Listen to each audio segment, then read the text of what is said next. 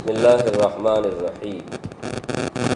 ریاکاری آیت قرآنیہ۔ قال اللہ تعالی وَإِذَا قَامُوا إِلَى الصَّلَاةِ قَامُوا كُسَالَىٰ يُرَاءُونَ النَّاسَ وَلَا يَذْكُرُونَ اللَّهَ إِلَّا قَلِيلًا۔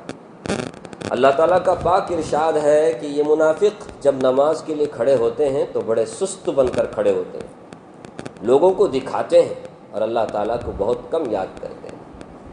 یہاں سے ایک باب شروع ہو رہا ہے ریاکاری کے بارے میں۔ ریاکاری بولے تو دکھاوے کو بولتے ہیں۔ آدمی نیک عمل کرتا ہے لیکن اس میں کیا ہوتا ہے، جذبہ اللہ کو راضی کرنے کا نہیں ہوتا ہے، بلکہ لوگوں کو دکھانے کا ہوتا ہے کہ لوگ مجھے نمازی سمجھے، مجھے نیک سمجھے، مجھے اچھا سمجھے، بڑا سمجھے، وغیرہ وغیرہ۔ قرآن کریم کی یہ آیت ہے منافقوں کے بارے میں کہ یہ لوگ مسلمانوں کو دکھانے کے لیے کہ ہم بھی مسلمان ہیں نماز کو شریک ہوتے تھے، مسجدوں میں آتے تھے، لیکن جب نماز کے لیے کھڑے ہوتے کیونکہ دل میں تو اللہ کی محبت نہیں ہے، دل سے وہ لوگ نماز نہیں پڑھتے تھے، لوگوں کو دکھانے کے لیے پڑھتے تھے۔ اللہ نے اس کا نقشہ کھینچا، فرمایا جب یہ منافق نماز کے لیے کھڑے ہوتے ہیں بڑے سست بن کر کھڑے ہوتے ہیں، چستی نہیں ہے، ایکٹیو ہو کر کے جذبے سے کھڑے ہوتے نہیں ہیں، توجہ سے نہیں نماز پڑھتے، بلکہ ہونا کی نکو کی بول کر کے بوجھ ہے نا سر کے اوپر، سر کیا کرنے کا، نماز کو نہیں ہے تو کیا سمجھیں گے، ہمارے کو کافر سمجھیں گے بول کر کے آ جائے۔ اس زمانے کے منافقوں کو بھی یہ کیا تھا، ڈر تھا۔ آپ کے مسلمان کیا ہو گئے پتہ نہیں، ان کو ڈر اس نہیں ہے، نماز نہیں پڑھے تو بھی چلتا ہے، پیسہ رہنا لڑکی دے دیں گے سمجھ رہے، لڑکا نمازی نہیں کوئی بات نہیں، اللہ ہدایت دے گا، غریب ہے نہیں ہم دیتے نہیں۔ جو اللہ تعالیٰ ہدایت دیتا ہے کیا وہ اللہ غریب کو مالدار نہیں بنا سکتے کیا؟ نہیں سمجھے؟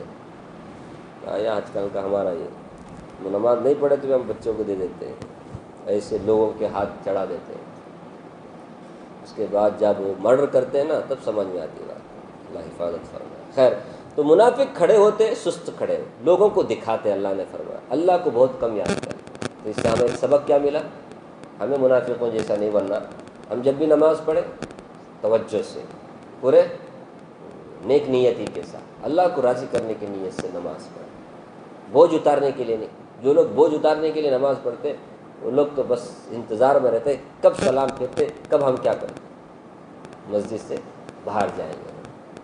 ایسا باہر جاتے ہیں خاص کر کے جمعہ کی نماز،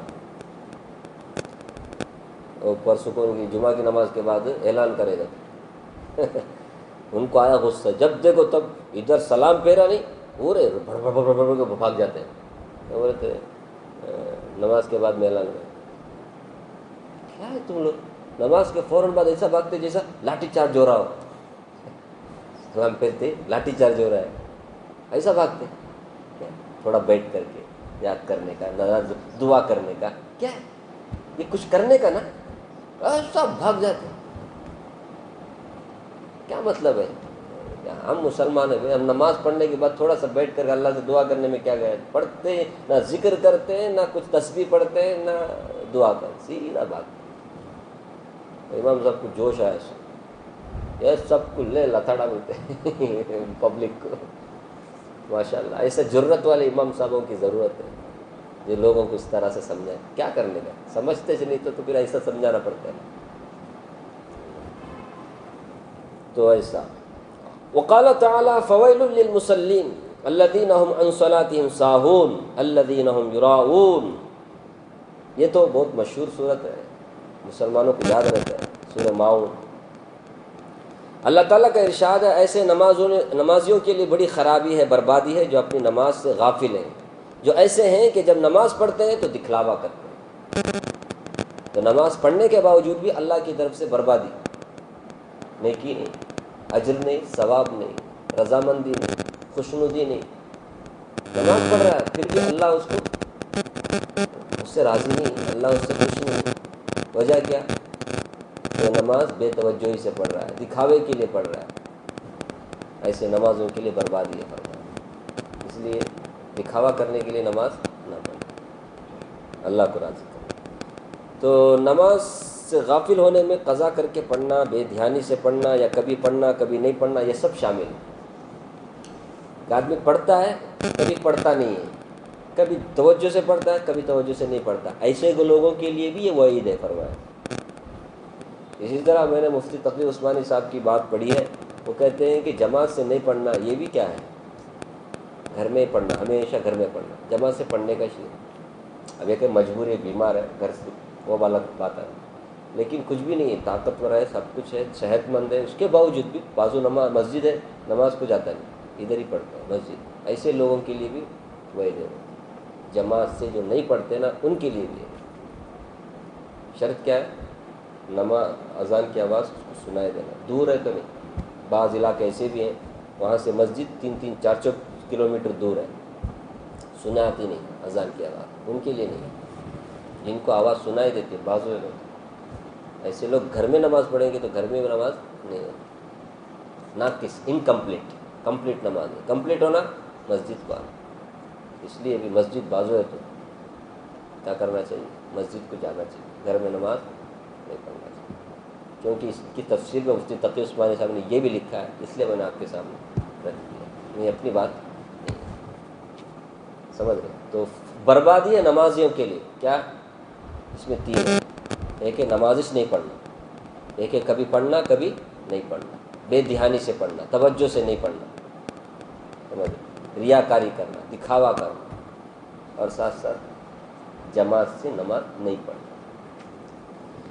عن انس بن مالک رضی اللہ عنہ عن النبی صلی اللہ علیہ وسلم انه قال بحسب امرئ من الشر ان يشار الیہ بالاصابع فی دین او دنیا الا من عصمه اللہ۔ حضرت انس بن مالک رضی اللہ عنہ رسول اللہ صلی اللہ علیہ وسلم کا پاک ارشاد نقل کرتے ہیں کہ انسان کے برا ہونے کے لیے اتنا کافی ہے کہ دین یا دنیا کے بارے میں اس کی طرف انگلیوں سے اشارہ کیا جائے، مگر یہ کہ کسی کو اللہ تعالیٰ ہی محفوظ رکھے، یہ انسان کے برا ہونے کے لیے کافی ہے۔ کیا مطلب ہے؟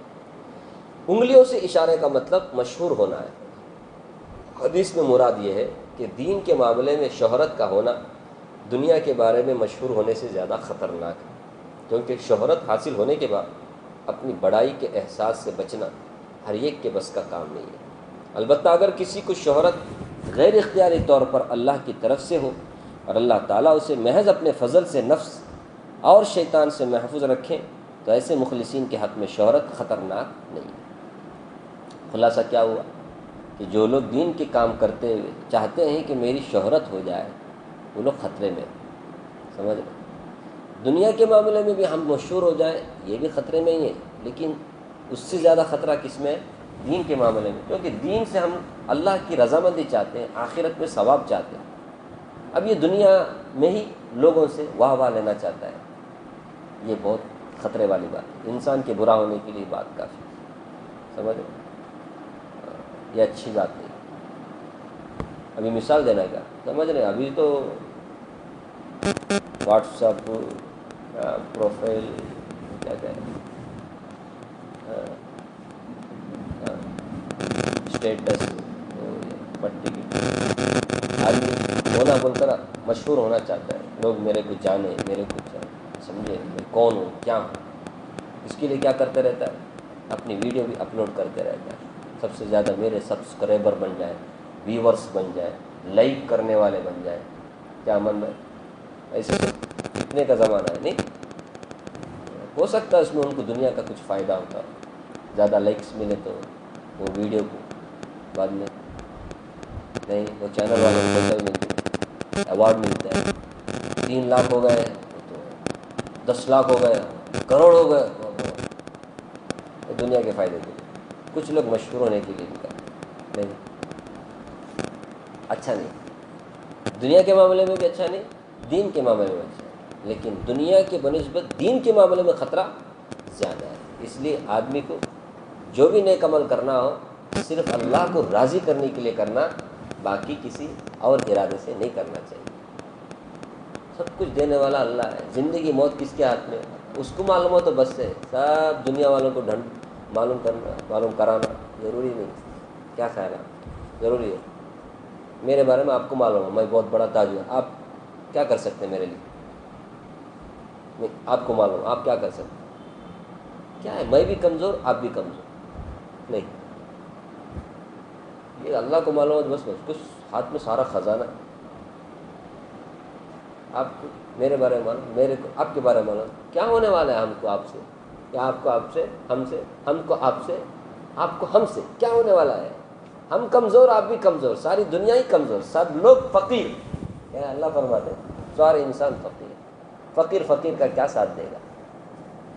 غنی صرف اللہ ہے، اس کو معلوم ہوگا تو بس ہے، وہ ہماری زندگی بنانے والا بھی ہے، بگاڑنے والا بھی ہے، موت دینے والا بھی، زندگی دینا انہیں، پھر اس کو معلوم ہو تو بس نہ، باقی سب کو معلوم ہے تو کچھ بھی فائدہ نہیں، بلکہ نقصان ہے، نیکی برباد، گناہ لازم ہو جاتا ہے، نمازی پڑھی ثواب نہیں، تقریر بھی کیا ثواب نہیں، تفسیر بھی کیا ثواب نہیں، الٹا گناہ، کیونکہ مقصد کیا ہے؟ دل میں کچھ اور ہے، کیا کام اس کی تقریر کرنا، اس کا بھاشن کرنا، اس کا تفسیر کرنا، اس کا فلاں فلاں نیک عمل کرنا، سب برباد۔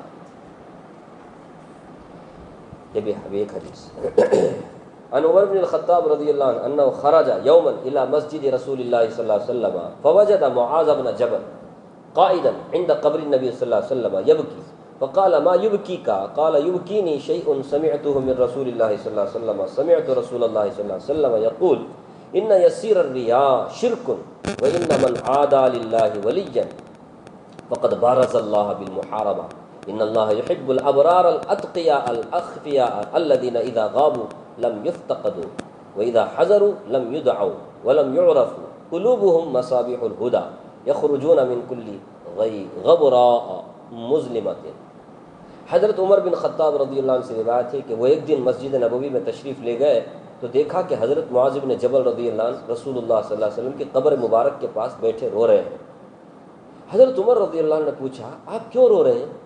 انہوں نے کہا مجھے ایک بات کی وجہ سے رونا آ رہا ہے جو میں نے رسول اللہ صلی اللہ علیہ وسلم سے سنی تھی، آپ نے ارشاد فرمایا تھا کہ تھوڑا سا دکھاوا بھی شرک ہے،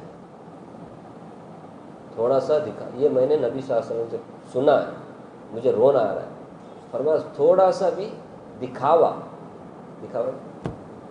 لوگوں کو دکھانے کے لیے دکھاوا، ریاکاری، شرک ہے۔